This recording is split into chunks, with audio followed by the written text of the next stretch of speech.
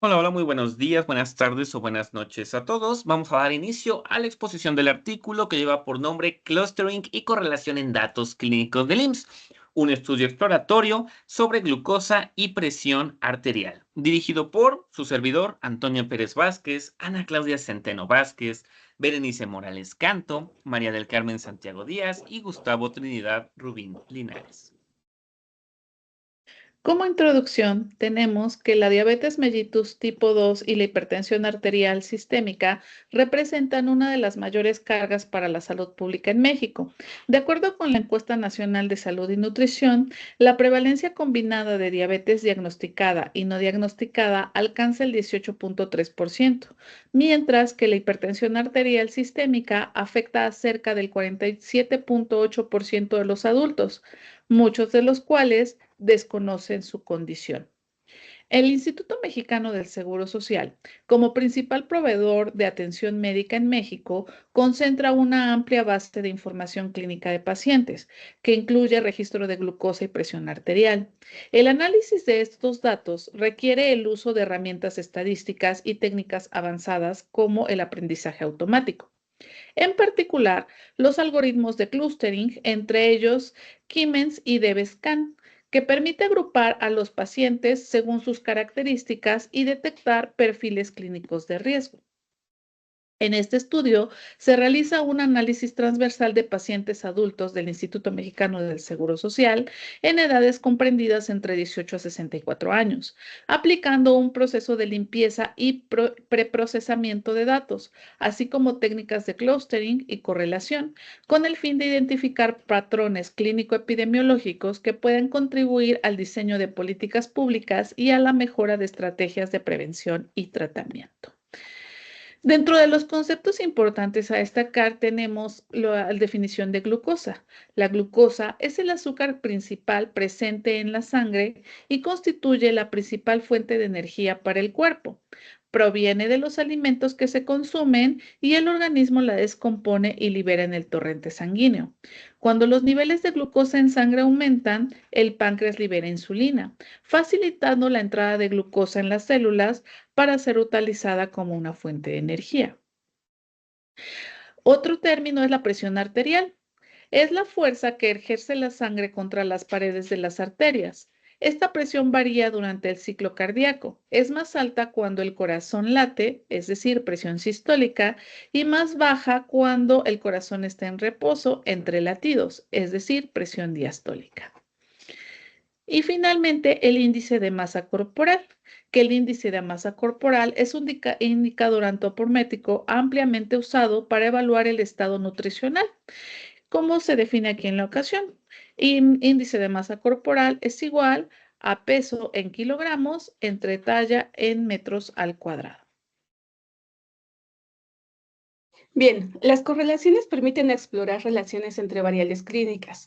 El coeficiente de Pearson evalúa asociaciones lineales cuando los datos siguen distribución normal. Ver ecuación, mientras que Spearman es más adecuado en distribuciones no normales u ordinales. El estadístico T es una prueba estadística que utilizamos para comparar medidas de grupos y determinar si hay alguna diferencia entre ellas. Se basa en la distribución T de Student y su uso más común se da en pruebas de hipótesis para evaluar si las diferencias observadas en los datos son probablemente debidas al azar. El clustering es una técnica de aprendizaje no supervisado que agrupa pacientes con características similares. K-means requiere definir previamente el número de clusters y funciona mejor en datos esféricos. En contraparte, DBSCAN identifica clusters de forma arbitraria y maneja ruido, lo que resulta útil en bases de datos clínicas donde existen registros atípicos. Silhouette Score o índice de silueta es una medida que utilizamos para evaluar la calidad de un agrupamiento de datos. Es útil para entender que también se han agrupado los puntos y también puede ser usada para determinar el número óptimo de clusters en ciertos algoritmos de clustering. Nosotros Bien. utilizamos implementación en Python. Se cambió la extensión del archivo ASB. Después se procedió a extraer los datos de los pacientes entre edades de 18 y 64 años para realizar este estudio y se tomó una muestra de 378 pacientes para trabajar. Algunos de estos datos recolectados estaban incompletos y bueno, es en donde se empiezan a aplicar técnicas de programación y estadística para hacer limpieza de datos. En la figura que se muestra aquí abajo, podemos apreciar la importancia de las librerías de Python, en este caso Pandas y sklearn. Con Pandas se manda a cargar el archivo y se convierte en variables numéricas para evitar errores de formato. Después, se realiza la imputación de datos y se calcula el valor de la mediana para sustituir valores faltantes con este valor. Es una técnica estadística muy útil para este estudio. Estos pasos se realizan en particular con la columna glucosa, peso, talla, presión sistólica y presión diastólica respectivamente. Se aplica winsorización para recortar valores. Estos valores pueden ser extremos y están basados en percentiles. Estos datos quedan completamente limpios, libres de valores nulos, erróneos o extremos, y así podemos normalizar los datos con la técnica min-max, la cual escala los datos para que estén en un rango específico, en este caso entre 0 y 1, y es útil cuando las características tienen diferentes escalas. En la imagen podemos observar cómo se da el preprocesamiento de datos en 4 pasos. Ok.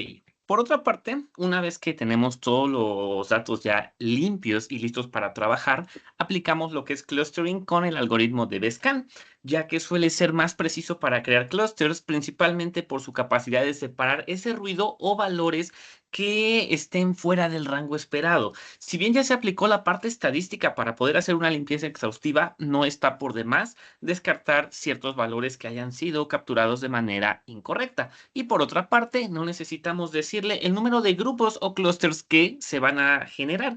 En automático, de acuerdo a la naturaleza de los datos, encontrará el número más óptimo, tal como se aprecia de este lado en lo que viene siendo el diagrama. Se aplica DBSCAN con los valores específicos, se generan lo que son las etiquetas, tanto de clúster como los datos con ruido.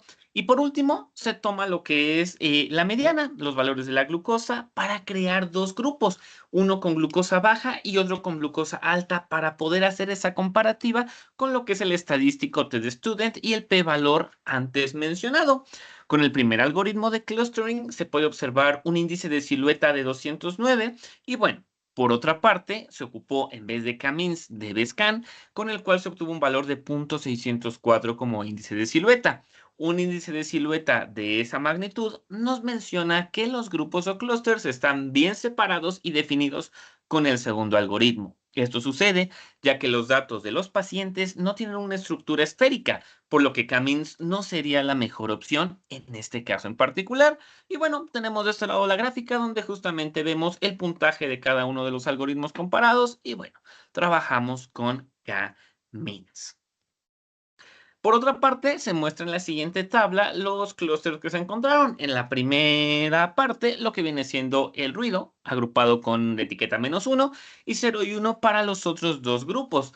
De este lado quedan las descripciones de grupos heterogéneos, paciente con gran variabilidad, glucosa alta, un posible riesgo de diabetes y, bueno, el por qué se clasifica como ruido, que son casos que no encajan en ninguno de los dos clústeres siguientes, donde tenemos adultos jóvenes con glucosa elevada y un posible perfil prediabético, mientras que en el otro grupo de pacientes de un promedio de edad de 57 años tienen un perfil típico de paciente con un riesgo completamente detectado cardiometabólico o ya una diabetes del tipo 2.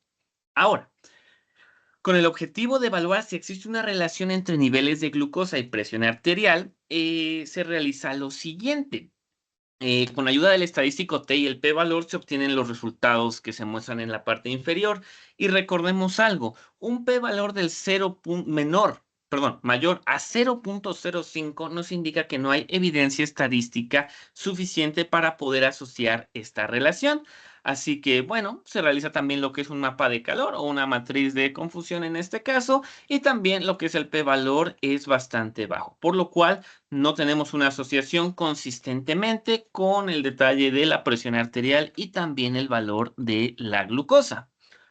En conclusión, este estudio demuestra que, aunque la glucosa y presión arterial no presentan una asociación lineal clara en la población analizada, el uso de técnicas de minería de datos en registros clínicos abre un camino prometedor para identificar subgrupos de riesgo y orientar estrategias de prevención en el área de la salud pública. En este apartado dejamos lo que son las referencias principalmente utilizadas para el desarrollo de este trabajo y también lo que vienen siendo los datos de contacto, agradeciendo su atención prestada a la presente